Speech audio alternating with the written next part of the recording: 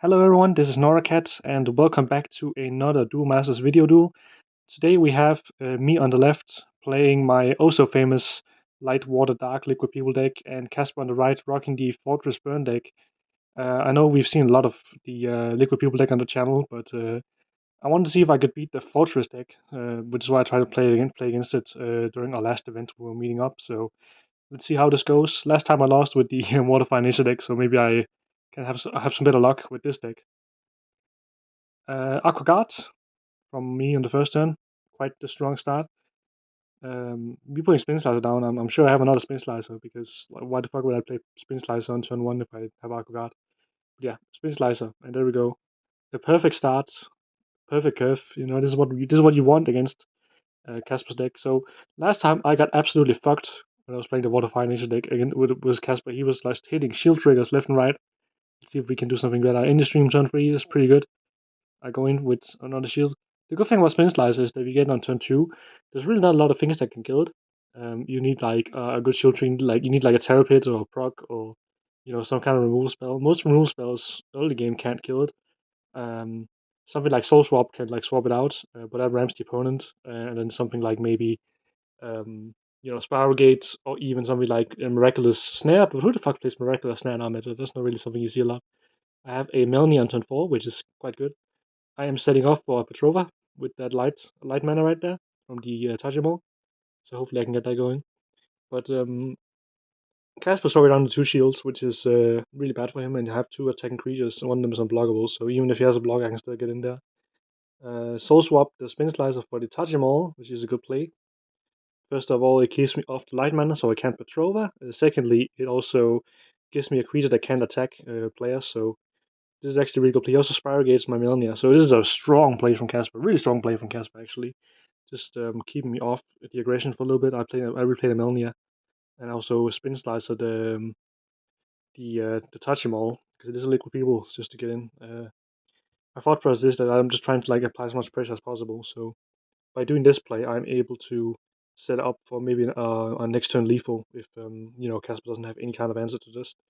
So he has had no shield triggers, which is very very good for me, and he has had very little, if anything, going. So this is just a really strong start. There's a Bronze Hound tribe and a Juliana, which is going to be not like have to block my paladin, so it's quite strong. There's a Melnia. I go in. He blocks with can't block the Melnia, so he's forced to block the paladin, which is unfavorable, but it is what he has to do. At this point, it's gonna be very rough for Casper to kind of like surmount some kind of comeback. He needs like shields. He needs defense. He needs a lot of stuff, right? So see if he can actually do it. So I mean, last time he actually like came back, so I'm not really. Fortress Shell is so annoying. Like a Fortress Burn deck is really annoying because it can really come back from a lot of different situations. So there is a Soul Swap. He's gonna swap the Bronze Arm for Sky Sword. Now, typically you want to tap the creature that you want to swap. There's no reason to like not tap it because you just lose mana. So, uh, but I think he just doesn't need the mana. I think I remember he made a little bit of a mistake here because he wanted the light mana so he could play another one. So I was like, yeah, you can do it. You can get a light mana. You can just like tap differently, so you can also play your Sky Sword hardcasted. Because otherwise it wouldn't be that fun. So I just decided that that's fine. He rams his bronze up into Melnia, which makes a lot of sense. And he's not dead yet actually, which is good. Um, but yeah, I just go in. You know, I don't have any reason not to. I don't go in with the Melnia because you can trade with it or kill it with trade with Sky Sword. So I don't want that. Plus, if he has like a trigger there, it's kind of rough for me if he has a trigger on that shield because if he has a Terror Pit or like something like that, then it can be very rough for me. So it's like even though I have the advantage, I also have to kind of be careful because he hasn't had any shield triggers yet. So eventually he's gonna hit something, right? He plays a lot of triggers in his deck compared to a lot of Fortress decks, so it would make sense for him to have some kind of trigger, hidden somewhere. So he fouls back the Soul Swap and then he Soul Swap my Paladin for the guard, which also makes sense because again, like I don't have a lot of evolution, so he's just trying to like keep me off my my strong beaters. But it is kind of an interesting game. I mean, he's not a back foot definitely, but he's not completely lost. I play a Petrova, and I say liquid people, so now my liquid people get buffed. And this is a really good play because Melnia being buffed by 4K becomes a 5K creature, and because of that, it's a 5,000 unblockable creature with Slayer, which is very difficult for most decks to deal with. So now it can actually just like go in and kill like small things, and then against everything that's like bigger than 5,000, it just trades with them because again can't be blocked and it has Slayer. So what can the opponent do against that? He needs like something that's really big to trade with or removal spell. But then he also needs like something to like that's not too big because if I trade with something that's like massive, then it's kind of good for me. So yeah, Milnia with Petrova is extremely dangerous, and that's really why I like playing this deck a lot. Is because that combo right there is just really powerful and really hard to deal with for a lot of decks. Is the Petrova Milnia combo. That's why I stopped playing the light water liquid people deck because I felt like it was way stronger with darkness in it because you get Zombie Carnival, Terror Pits, and Melnia. So, but yeah, Casper is doing his shenanigans with Val.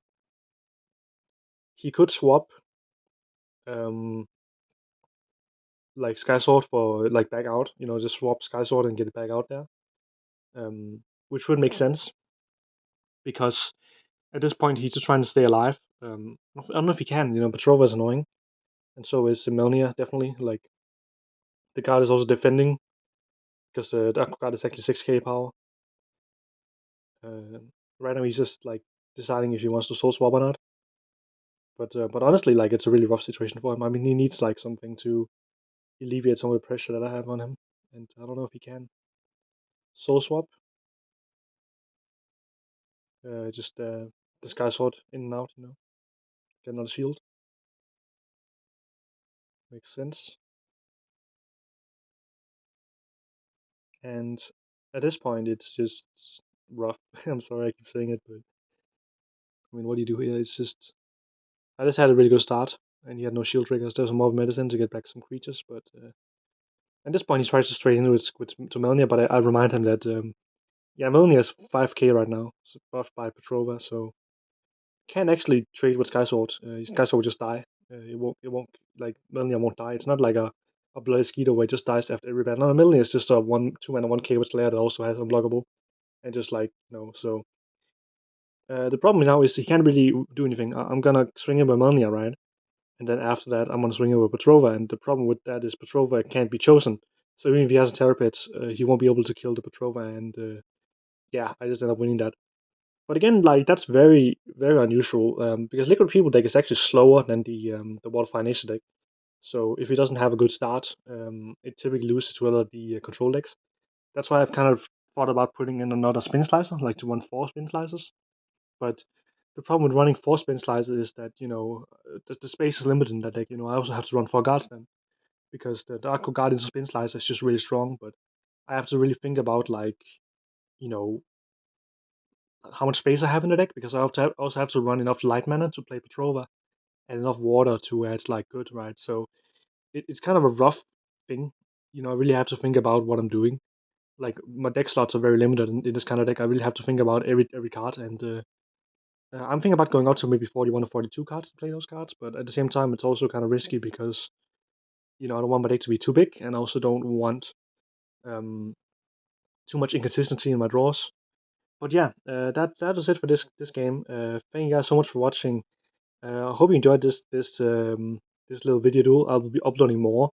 I'll also try to be uploading some decks that you haven't seen as much because there were some other people at the meetup this weekend. So hopefully you guys enjoy the next ones coming soon. I'll try to upload one video a day if I can. Sometimes I might not be able to, but yeah, I'll try my best, guys.